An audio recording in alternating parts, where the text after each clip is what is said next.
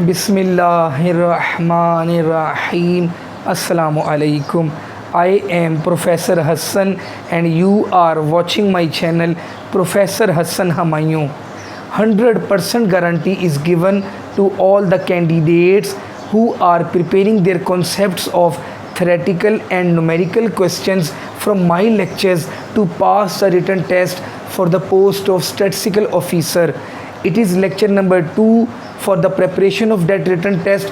Before starting today's important lecture, I request everyone subscribe to my channel, like and share my channel, and click the bell icon for the notifications of the next important videos.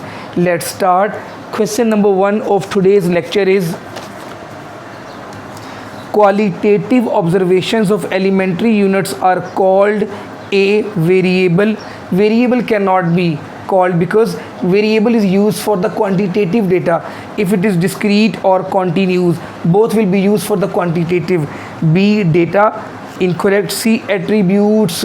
Dear students, attributes are used for the non-numerical things. For the qualitative data, attributes is the correct option in the exam.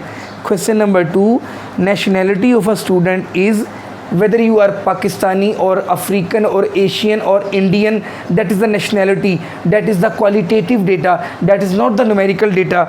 A variable. B, a discrete variable. C, a continuous variable. D, an attribute. It is an attribute. Please keep in mind, whenever you have qualitative data, you have attributes. Actually, attribute is the correct option. Question number 3, smoking habits of residents of a city are A, quantitative data. B, discrete data. C, continuous data. D, qualitative data. It is also qualitative, smoking habits. Question number 4, the heights of 150 students are collected. The type of classification that is best suited is A, geographical. No, geographical is used for the area, for the regions. B, chronological. No, chronological is used for the time series data. C, qualitative. No, qualitative is used for the non-numerical data. D is the quantitative. Height, weight, these are quantitative data. D is the correct option. Question number 5, which of the following is not a term used for a quantitative variable? A, measurement variable. That is incorrect because that is quantitative. B, numerical variable. Incorrect. C, continuous variable. Incorrect. D, categorical variable. That is the correct option. That is non-numerical, that is non-quantitative. Categorical is the correct option. Question number 6, a quantitative variable whose values are countable. If you can count the values, this is the discrete data. Number of chairs, number of tables, number of windows, number of houses, number of people, number of students, these are the discrete data. And if you are measuring something, if you are measuring, this can be height, that can be weight, that is the continuous data. Both are quantitative. But please keep in mind, in quantitative there are two categories, discrete and continuous. In the discrete there are things in the whole numbers. Actually, you have whole numbers, and I gave you many examples, number of chairs, number of cars, number of students. And quantitative is measurable. Actually, you measure it, that is height, that is weight. A quantitative variable whose values are countable, that is discrete. Discrete is the correct option. Question number 7, a quantitative variable whose values are measured is called A, categorical. No, categorical is a qualitative, it is attribute. B, discrete. No, it is countable. C, continuous, that is the continuous one. Measuring is continuous variable. Question number 8, a continuous variable can be measured at A, specific points. B, no point. C, integer points. D, all possible points. D is the correct option. In continuous variable, that can be measured on all the points in the given interval. Question number 9, continuous data are collected by A, observations.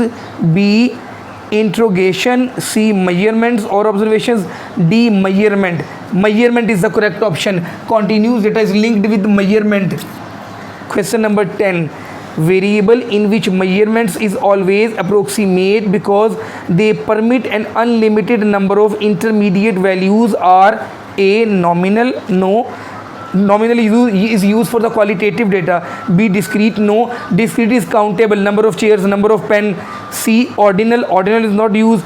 D. Continuous, you can take any value, all the points in the given interval. Continuous is the correct option. I am working on your concepts, on the basic concepts. Question number 11. A variable represents temperatures recorded every half hour at a weather bureau. The variable is A. Discrete, no. Temperature can be in points, it cannot be discrete. B. Bivariate, no. C. Complex. D. Continuous, it is measurable actually, temperature, it is continuous. Question number 12. Continuous data are differentiated from discrete data in that A. Discrete data classes are represented by fractions, incorrect. B. Discrete data can take on any real number, incorrect. C. Continuous data take on only whole numbers, incorrect. D. Continuous data classes may be represented by fractions. That is the difference between continuous and discrete. It can be used in the fractions also, in the points also. Question number 13. Mutually exclusive classification is usually meant for A. Discrete variable, incorrect. B. Continuous variable. Mutually exclusive classes is usually meant for continuous is the correct option. Question number 14. Tallies and cross tabulations are used to summarize which of these variable types? We use the tallies. A. Quantitative, incorrect. B. Mathematical, incorrect. C. Continuous, incorrect.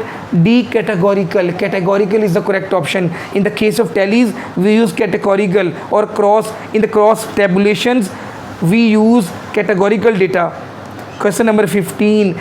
The procedure of classifying the answers to a question into meaningful categories is called A. Classification, incorrect. B. Tabulation, incorrect. C. Editing, incorrect. D. Coding. Coding is used for the classifying the answer to a question into a meaningful categories.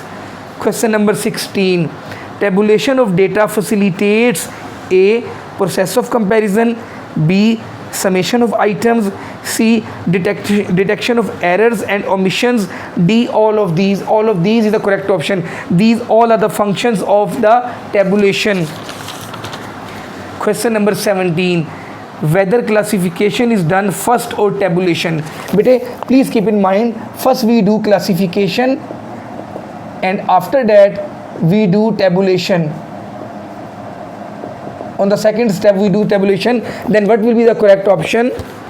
A is classification follows tabulation, no.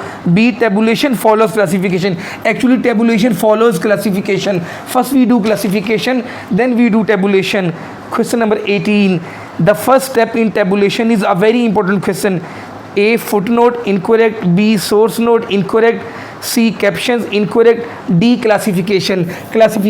D. Classification. Classification is the first step in tabulation, a very important one. Question number 19. A simple table represents A. Always two factors or variables. B. Two or more number of factors or variables. C. Only one factor or variable. A simple table represents only one factor or variable. That is the correct option. Question number 20. The complex table represents A. Only one factor or variable, incorrect. B. Always two factors or variables, incorrect. C. Two or more number of factors or variables, that is the correct option. Question number 21. A statistical table has at least A. 2 parts, B. 3 parts, C. 4 parts, D. 5 parts. Dear students, I will just recall you the last lecture. In the last lecture we discussed how many types of classification. There are 4 types of classification, and in tabulation how many are at least parts? There are 4 parts of the tabulation also. 4 is the correct option in the both of these questions. Question number 22. Which one of the following is written at the top of the table? A. Footnote, incorrect. Footnote is at the end. B. Title. Title is written at the top of the table. Title is the correct option. Question number 23. A numerical part of a statistical table is called A. Footnote, B source node, C body. It is the body actually. It is the body. If we make a table, this is the body actually. Question number 24. The headings of the rows given in the first column of the table are called.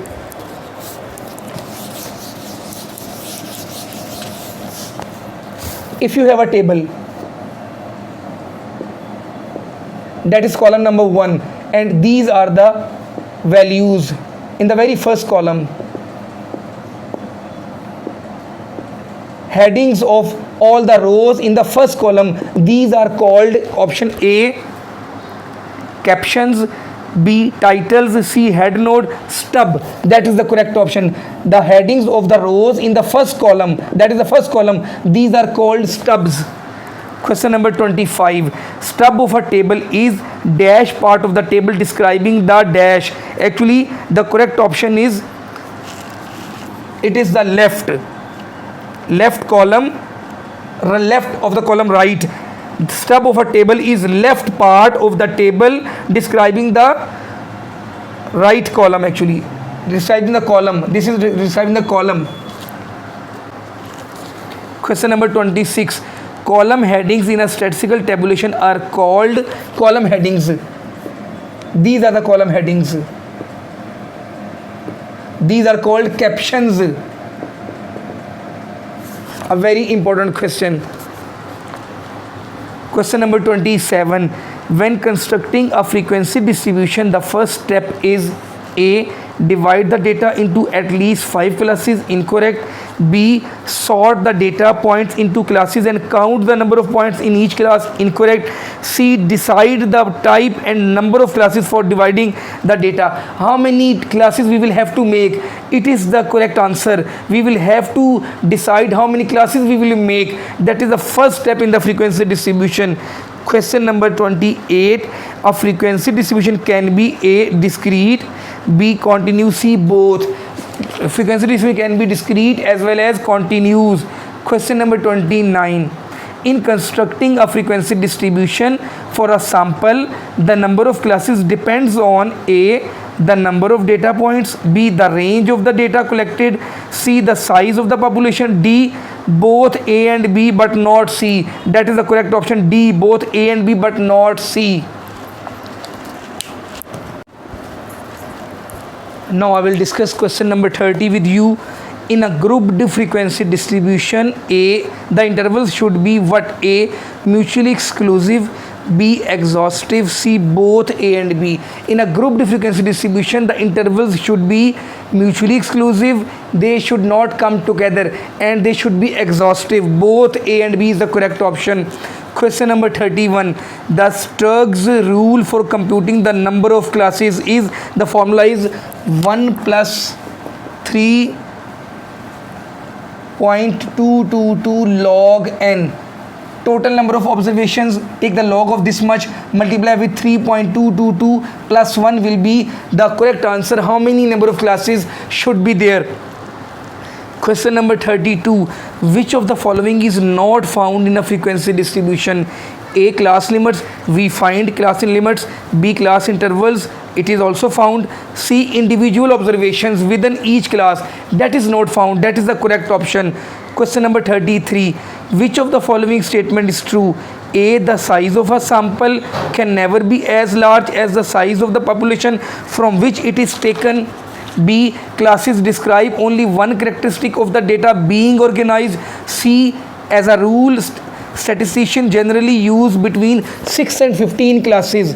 Dear students, please keep in mind, we can make the classes between 6 and 15, not less than 6, not more than 15, according to the rule of the statisticians. That is the correct option in the exam. Question number 34. The upper limit of the class intervals is considered for calculating A, relative frequency, B, less than cumulative frequency. That is the correct option, less than cumulative frequency. Question number 35. The classes in which the lower limit or the upper limit is not specific are known as A, closed end classes, B. Inclusive classes. C. Exclusive classes. D. Open-end classes. When we do not have upper or lower limit of any class, that is open-end classes. D is the correct option. Question number 36.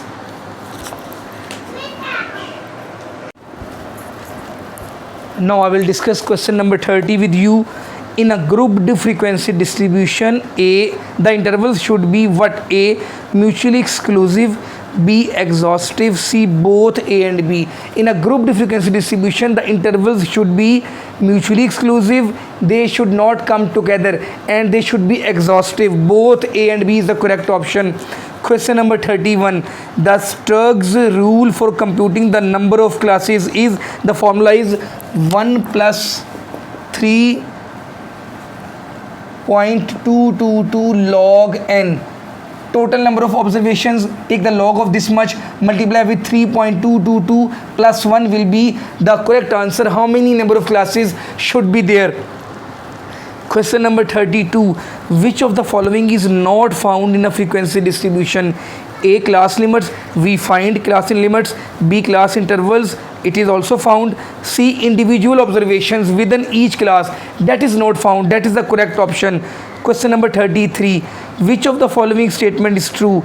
A. The size of a sample can never be as large as the size of the population from which it is taken. B. Classes describe only one characteristic of the data being organized. C. As a rule, statisticians generally use between 6 and 15 classes. Dear students, please keep in mind, we can make the classes between 6 and 15, not less than 6, not more than 15, according to the rule of the statisticians. That is the correct option in the exam. Question number 34. The upper limit of the class intervals is considered for calculating A. Relative frequency, B. Less than cumulative frequency. That is the correct option, less than cumulative frequency. Question number 35. The classes in which the lower limit or the upper limit is not specific are known as A. Closed-end classes, B. Inclusive classes, C. Exclusive classes, D. Open-end classes. When we do not have upper or lower limit of any class, that is open-end classes. D is the correct option. Question number 36.